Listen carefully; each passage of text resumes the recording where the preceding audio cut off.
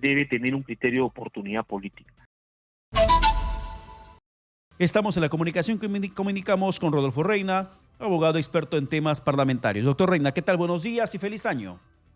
Buenos días, Pedro. Feliz año a ti y a todos los amigos de Exitosa y a tu disposición. Doctor Reina, ¿qué le parece? Primero que nada, esta decisión del presidente del Parlamento, que va con una delegación de parlamentarios hacia China para que haga una visita oficial, dejando de lado funciones determinantes que se tienen que asumir en la comisión permanente. Bueno, en principio creo que toda decisión política debe responder a un criterio de oportunidad, ¿no? Y ese criterio de oportunidad no necesariamente es el más adecuado en estos momentos, un viaje de esta naturaleza. Si bien es cierto, dicen que es un gasto que no va a irrogar gastos al presupuesto del Congreso de la República, hay un criterio de oportunidad política. Más aún que, como tú bien has dicho, hay una serie de cuestionamientos al Parlamento últimamente, e inclusive hay pedidos de renuncia al presidente del Congreso o de licencia, a efectos que se puede investigar una supuesta red de prostitución que existiría en el Parlamento, lo cual yo me niego a creer, pero sin embargo hay una investigación que se está llevando a cabo.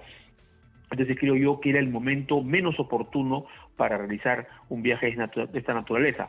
Ahora bien, sin duda, los viajes de carácter oficial no se hacen de un momento a otro, hay una planificación, me imagino que ese es en el contexto de la visita oficial de representantes de autoridades chinas con ocasión de APEC, pero sin embargo hay un criterio de priorización y oportunidad, y lamentablemente la población siempre va a percibir, independientemente que se irrogue gastos o no al presupuesto de la República, al Congreso de la República como una agencia de viajes, y creo que eso debe ser evaluado al momento de tomar una decisión cuando hay estos serios cuestionamientos a la gestión del Parlamento. Pero doctor Reina, este criterio de oportunidad para emprender un viaje en función parlamentaria, un viaje oficial, termina siendo una cuestión de, básicamente, de valoración personal de quién va a viajar. Por ejemplo, recuerdo el último viaje que le negaron a la presidenta Boluarte para que pueda participar de la Asamblea de Naciones Unidas. El Congreso le dijo que no, porque hay temas prioritarios que atender en el país. Habían temas polémicos que ella tenía que resolver. Y el Parlamento le dijo que no, no te vas a la Asamblea General de Naciones Unidas. No era cualquier evento.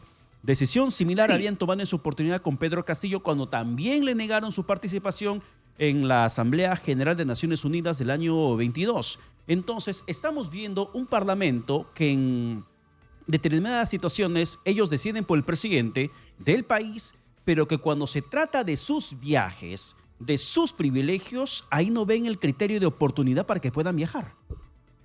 Es cierto, cuando hablamos de una valorización respecto a la pertinencia o no de un viaje de carácter oficial como es este, obviamente es una valorización no personal, no subjetiva de los parlamentarios, es una valorización institucional, es una valorización política de la pertinencia y oportunidad del viaje. Sin duda, los parlamentos modernos tienen una función adicional o especial ahora, que es la diplomacia parlamentaria que debe acompañar la política exterior que define el Poder Ejecutivo, porque recuerdo que la política exterior del país es definida por el presidente de la República, y los parlamentos modernos acompañan en esa política exterior a través de la diplomacia parlamentaria, a través de encuentros con parlamentos, a través de foros parlamentarios. Pero sin embargo, obviamente esa decisión de viajar o ejercer esa diplomacia parlamentaria debe tener un criterio de oportunidad política. Sin duda, hoy, a través de la serie de cuestionamientos a la gestión del presidente del Parlamento, a raíz de las denuncias que se han conocido de personas vinculadas al partido político al cual pertenece el presidente del Parlamento, sin duda hacen el momento menos propicio para una valorización institucional y política sobre la pertinencia de este viaje, sin duda. Y como tú bien has dicho, el Parlamento, cuando, por ejemplo, autorice el viaje del presidente de la República al exterior, la valorización que debe tomar en cuenta es un criterio de oportunidad, una valorización política respecto a la pertinencia y la oportunidad del viaje. Sin duda, muchas veces el Parlamento ya ha negado a varios presidentes de la República su viaje por un criterio de carácter político, porque consideran que es prioritaria la presencia del del presidente en el Perú para dar prioridad a determinadas políticas públicas. Entonces, esto de ahí también debería analizarse al momento de valorar la pertinencia de un viaje, pero lamentablemente los viajes que se han realizado por los congresistas no han tenido un criterio de carácter político, institucional, o las ventajas institucionales para el Parlamento o para el país de estos viajes. Han seguido más que todo, parece, criterios más turísticos que políticos, y eso también ha sido materia de cuestionamiento por parte de la opinión pública. No olvidemos que también hubo un viaje que se autorizó para Rusia, no obstante que el gobierno, en el contexto de la guerra entre Rusia y Ucrania, ha tenido una posición institucional de política de Estado respecto a esta conflicto, y resultaba impertinente o no adecuado un viaje oficial de esta naturaleza en ese contexto del conflicto de Rusia y Ucrania. Pero sin embargo, el Parlamento, sin ningún criterio político o de política exterior, había aceptado un viaje. Luego hubieron dichos y contradichos respecto a que era un viaje de carácter personal, no era oficial, etcétera. Pero sin embargo denota la improvisación de cómo se maneja la diplomacia parlamentaria en el Congreso, ¿no? Pero dentro de todo esto, ¿hay algunos aspectos legales que le dan esa puerta abierta al Parlamento para que tome decisiones discrecionales de esa magnitud? Se van si quieren, y si quieren se van más allá, porque en el viaje a Rusia, por ejemplo, luego de ese viaje, varios parlamentarios hicieron un salto para China. Se fueron a hacer compra en China y no estaba un viaje autorizado para ese país asiático. Entonces, hay algunos aspectos legales que permiten esa apertura absoluta para que el Parlamento tome decisiones de qué hacer y cuándo hacer, como le viene en regalada gana. Bueno, los viajes, la aceptación de viajes oficiales son aprobados en principio por la mesa directiva y a efectos y por el Consejo Directivo en el aspecto de las licencias, porque recuerden que son viajes de carácter oficial. Obviamente, dentro del marco de la autonomía que tiene el Parlamento, ejerce esta función especial que tiene ahora los parlamentos modernos, que es la diplomacia parlamentaria, pero esta tiene pues que armonizarse con la política exterior que define el gobierno, y sobre todo debe una valoración política de la pertinencia y oportunidad de estos viajes. Si nosotros vemos, por ejemplo, cómo está percibiendo la opinión pública estos viajes, obviamente hay un demérito que debe ser evaluado al momento de tomar decisiones por los órganos colegiados que acabo de mencionar del Parlamento. Y más aún, lamentablemente, por ejemplo, el presupuesto que recibió para viajes internacionales el Congreso de la República en el año 2021, esta gestión en el año 2024 se duplicó. Entonces, inclusive en el año 2024 teníamos un presupuesto de casi 19 millones para viajes nacionales e internacionales. Entonces, sin duda, esto tiene que ser evaluado. Ahora, en el presupuesto de 2025, el presupuesto para viajes internacionales e internacionales es alrededor de 12 millones de soles. Sin duda hay una reducción, pero vamos a ver cómo las modificaciones presupuestarias del Congreso de repente incrementan estos viajes. Lo que pasa es que al último son decisiones políticas que la forma de cómo deben ser evaluadas es a partir pues de la percepción que tiene la ciudadanía sobre la gestión. Lamentablemente, la actual conducción del Parlamento poco le importa la percepción ciudadana, poco le importa la valorización política que se tiene sobre la gestión, y actúan de manera irresponsable, ¿no? Bueno, aquí tenemos una lista de los parlamentarios que se van para ese viaje hacia China. Estamos hablando del congresista, además del presidente del Parlamento, Eduardo Saluana, de Alianza para el Progreso. Estamos hablando de José William Zapata, de Avanza País, quien también ha sido presidente del Parlamento. También está en la lista Auristela Obando, de Fuerza Popular, quien es presidenta de la Comisión de Relaciones Exteriores; Luis Cordero Yontay, de Somos Perú, quien es presidente de la Liga Parlamentaria Amistad Perú-China.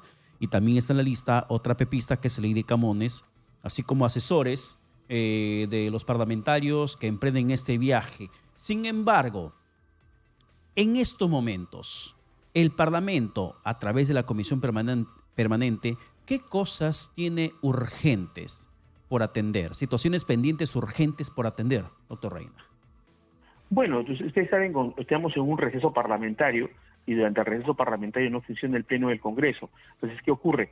Se delega en la Comisión Permanente la agenda legislativa, los proyectos de ley que pueden ser aprobados en la Comisión Permanente. O sea, hay definitivamente ciertas prioridades. Ahora, este viaje parece que va a ser entre el 5 y el 10 de enero, ¿no? Sí. Entonces, pero sin embargo, como te digo, esa decisión política de priorizar el funcionamiento de la aprobación de leyes de proyectos de ley que han sido delegados a la Comisión Permanente es una decisión de carácter político, y será la ciudadanía que valore la priorización adecuada o no de la conducción actualmente en el Parlamento. Y eso hay que tenerlo mucho en cuenta justamente con miras a las elecciones del 2026, porque la ciudadanía tiene que ser autocrítica y asumir con responsabilidad el voto que vamos a emitir respecto a estos grupos parlamentarios que están en el Parlamento y son responsables de este desprestigio. Tenemos a un presidente del Congreso y un Parlamento, según la última encuesta de Ipsos, de 7% de aprobación, y en varios meses consecutivos o alternos de aprobación de un solo dígito. Entonces yo creo que ese descrédito, esa falta de legitimidad, sin duda debe ser valorada por la opinión pública y por la ciudadanía y los electores con miras al 2026. Además, que este Parlamento, como ya he sostenido en varias ocasiones, es un Parlamento que, a diferencia de otros parlamentos, es un Parlamento que gobierna, que cohabita con el Poder Ejecutivo. De allí que este Parlamento también debe asumir el costo político, y la ciudadanía debe estar muy atenta, el costo político de ser aliado del gobierno, de este gobierno y una presidenta de la República con 3% de aprobación. Todos los deméritos o las incompetencias o las falencias de este gobierno se han materializado con la ayuda o con el soporte político del Parlamento. Por eso, como he sostenido siempre, habrá partidos políticos que en las próximas elecciones de 2026 en realidad están postulando para la reelección y no para una elección. Entonces yo creo que eso hay que tomarlo en cuenta y depende pues de la valorización política que tengamos que hacer. Ahora, sin duda, se requiere una serie de reformas constitucionales que obviamente dudo mucho que este Parlamento la pueda hacer, respecto a tener mecanismos de oxigenación política del Parlamento, claro, como puede ser la renovación parcial del Parlamento. Pero el Parlamento, la Comisión Permanente, lejos de dar ese paso determinante para la oxigenación de la política, o para que al menos dé unas señales que realmente escuche a la población, lo que hace es adoptar medidas en beneficio de los partidos políticos. La última, que fue justamente el tema de los partidos, de permitir una vez más el financiamiento privado, poniéndole casi ningún candado, y determinando en que incluso que partidos políticos puedan financiar hasta más de un partido, 2, 3, 4, 5 partidos, hasta un tope de 500 UITs en un año. Estamos hablando de partidos políticos que podrían incluso terminar sirviendo hasta para que se lave dinero procedente de lavado de activos, de narcotráfico, de minería ilegal, de tantos delitos que muchas veces mencionamos que se encuentran ya inmiscuidos en la política nacional. Y el Congreso de la República, en la Comisión Permanente, en primera votación, termina aprobando que regrese, bajo ese contexto absolutamente de puertas abiertas, el financiamiento privado a la campaña política. Sí, bueno, en realidad, como la manera como uno debe valorar la gestión parlamentaria, hay un ámbito legislativo propiamente político y un ámbito administrativo. En el ámbito administrativo hemos criticado muchas veces la forma como se toman decisiones de carácter administrativo, que al último también afectan la legitimidad del Parlamento, ¿no es cierto?, por ser un órgano eminentemente político. Y hemos criticado el incremento permanente del presupuesto. Para este año 2025 que hoy se inicia, estamos hablando de 1.412 millones de soles, de los cuales 923 millones de soles van para la planilla, ¿no es cierto? Y el presupuesto que recibió el 2021 al actual presupuesto de 1.412 millones para el año 2025 se ha incrementado en más de 700 millones. Y esas decisiones administrativas, aparte de la ausencia de meritocracia en la selección del personal, aparte de una política racional remunerativa en el Congreso, aparte de criterios de falta de oportunidad para los viajes de los congresistas, etcétera, etcétera, sin duda ese aspecto administrativo está cuestionando o erosionando la legitimidad del Parlamento. Y en el ámbito legislativo, que es el que tú acabas de tocar, de una serie de leyes, ¿cuál es la percepción ciudadana?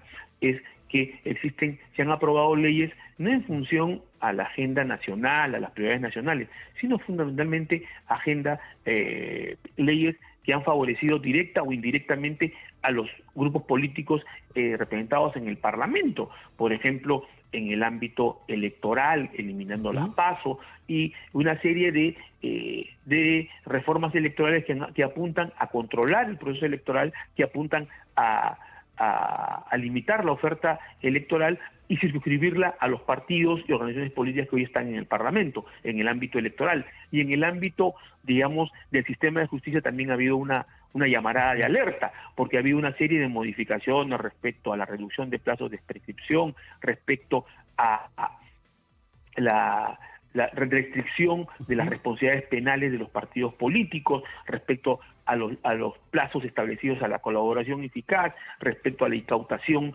de materiales vinculados a la minería ilegal, etcétera, etcétera, que de alguna manera han sido percibidos como reformas de carácter legal para favorecer a los líderes o dirigentes políticos procesados o investigados en sede fiscal, ¿no? Doctor Reina.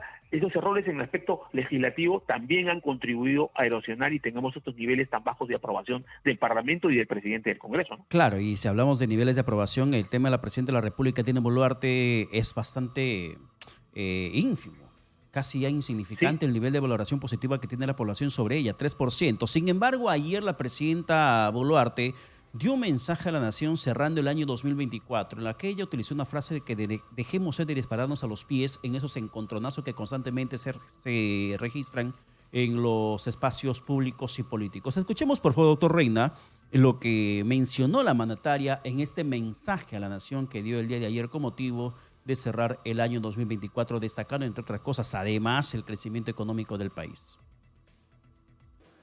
Si el año 2024 fue de la recuperación económica, el 2025 será el año de la consolidación y mayor crecimiento económico. Por todo ello es que proyectamos un crecimiento superior al 3% para el año 2025, que podrá ser mejor si existe confianza y si decidimos dejar de dispararnos a los pies cuando hacemos tormentas en un vaso de agua. ¿Realmente nos estamos ahogando los peruanos en un vaso de agua, doctor Reina, como dice la presidenta? Yo creo que la presidenta de la República y el gobierno en general está minimizando el rechazo ciudadano.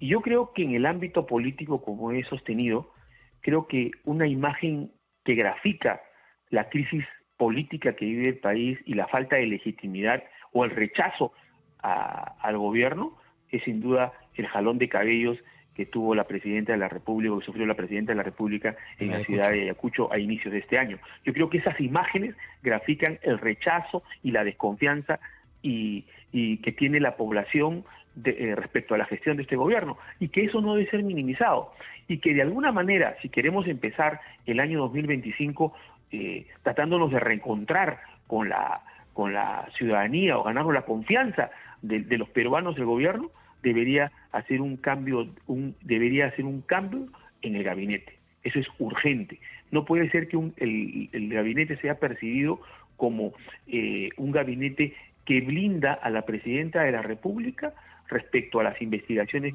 fiscales que pesan sobre ella.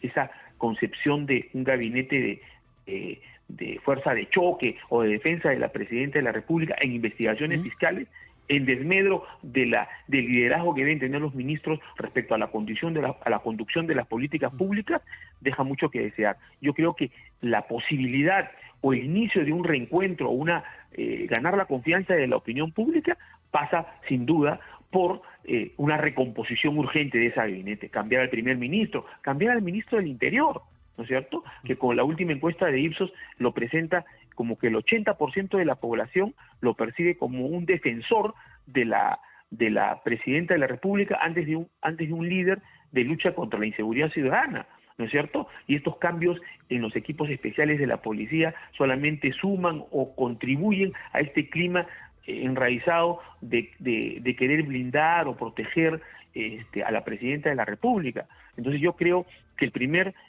paso que debe dar la presidenta de la República para reencontrarse es un cambio total del gabinete y convocar a un gabinete de ancha base donde se conviertan los mejores y genere pues un proceso de transición que se va a iniciar desde la convocatoria de elecciones en abril de este año, ¿no? Pero también entendemos algo, que lamentablemente lo que pasa en el Parlamento, lo que pasa en Palacio de Gobierno es consecuencia de la falta de un liderazgo político que le haga contrapeso nacional a la presidenta o al Congreso. porque no vemos un líder político que pueda emerger, que pueda surgir justamente para que pueda hacer ese contrapeso y le pueda poner un estate quieto político a quienes están tomando malas decisiones en función a sus intereses en el país. No existe un liderazgo político como tal con miras al 26.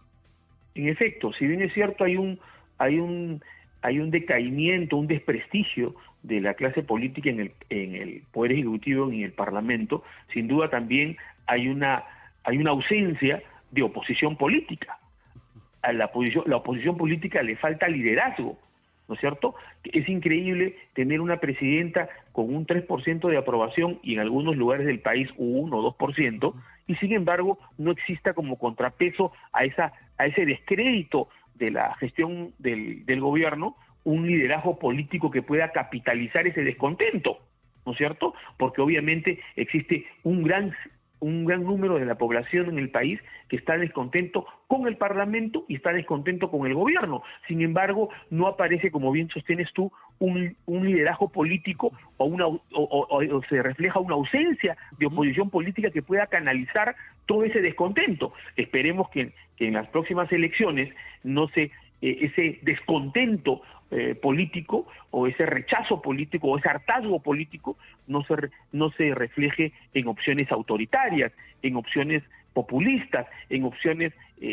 antisistema, ¿no? Entonces yo creo que hay que invocar a esa clase política que existe en la oposición a que tenga un protagonismo. Ahora, una vez convocada elecciones, sin duda este año preelectoral y electoral el próximo año, sin duda va a ser que los grupos parlamentarios en el Parlamento, más que por un interés legítimo, sino por cálculo político, comiencen a distanciarse con la presidenta de la República y con la gestión del gobierno, por obvias razones, porque a ningún grupo político le conviene asumir el pasivo de un gobierno con el 3%. Y más aún, hay que tener en cuenta que muchos de los partidos políticos en el país están cogobernando, tienen ministros de Estado, tienen embajadores, tienen jefes de organizaciones, de organismos públicos en el Poder Ejecutivo, entonces cogobiernan. Pero sin embargo yo creo que por cálculo político van a comenzar a distanciarse y de repente van a comenzar a utilizarse los mecanismos de control político como son la censura de ministros, hasta la censura de gabinete, porque recordemos que a partir del último año ya no se puede cerrar el Congreso. Entonces yo creo que ocurrido ese escenario va a contribuir a que digamos esos grupos parlamentarios que hoy son el sostén del presidente del gobierno van a tratar de distanciarse, ¿no? Y de repente mejore el performance del control político del gobierno, pero con criterio eminentemente de cálculo político, ¿no? Bien, muchas gracias por la comunicación alcanzada. Que tenga feliz año.